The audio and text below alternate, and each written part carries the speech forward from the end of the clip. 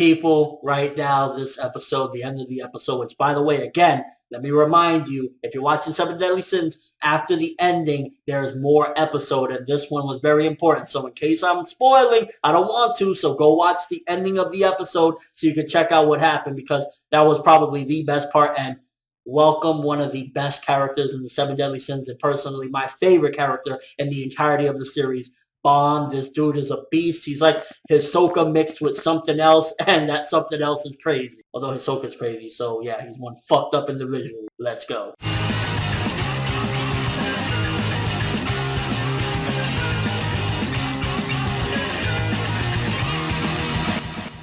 So the episode starts off with Diane showing why she's one of the Seven Deadly Sins, picking up this motherfucker and throwing him. Gil Thunder was like a bolt of lightning out the fucking sky. And ultimately, you could definitely see that Gil Thunder did some damage to Meliodas, and kind of how he tried to shrug it off. He was like, yo, yeah, you know, it wasn't really much or whatever, but ultimately, Meliodas was kind of fucked up afterwards, so they had to go to the doctor, and that doctor, shady motherfucker. I'm starting to remember some of the stuff from the manga, because for a bit it was like, oh, it's been a while, but now I'm starting to remember these things. I remember when I saw the doctor, I was like, you fucking shady motherfucker. I know you, you piece of shit. And I think one of the most important things we got in this episode, aside from the introduction to Bond, was getting more of Diane's past and kind of some of her insecurities. And it kind of showcases why she's the sin of envy, because she's like, damn, you know, I really want to be small, you know, kind of getting a little bit more of how she met Meliodas and how for the first time she felt the same size as the dude because he was so brave. And it's kind of like the aura that Meliodas lets off makes people feel a certain way. Like, he felt like, you know, he's just this protector. He's there to save her. And ultimately that made her feel like,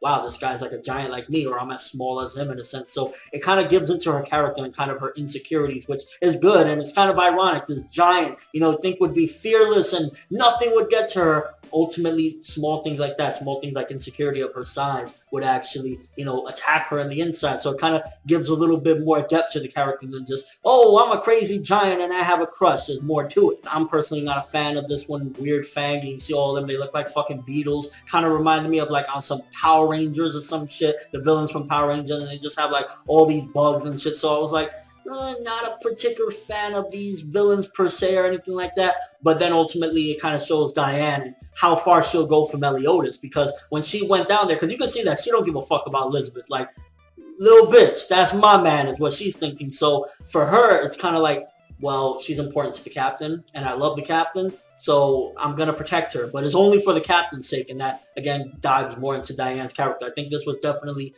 very good for Diane's character instead of just having, again, you know, happy giant. There's a lot more to it. And you could definitely see that Diane was having some of them send you DNA cells in her when she was fucking lifting the earth. You get to see some of her powers as well. And it's like, so she's a fucking giant, but then also she can kind of control earth and everything, getting more into her powers. It's like, Diane, why are you so fucking beast? But hands down, what stole the episode was after the fucking episode, after the ending credits or whatever, when you get back and we see the prison and whatnot, we get to see this guy Bond, and it's like, this motherfucker's insane. He looks like Jesus there. He was stapled up and he was like, oh, I got out by kicking the door down. So that makes you kind of wonder, okay, then why the fuck was he in there to begin with if he could easily get out? And then that shit with Jericho, which, by the way, for manga readers that are coming into this, is it just me or does Jericho look very different in the anime than the manga? When I first saw Jericho, I didn't even recognize her. I was like, who the fuck is that? And then it's like, that's Jericho? What the fuck? And that cocky attitude of Jericho's that I'm not a fan of. It's like, bro,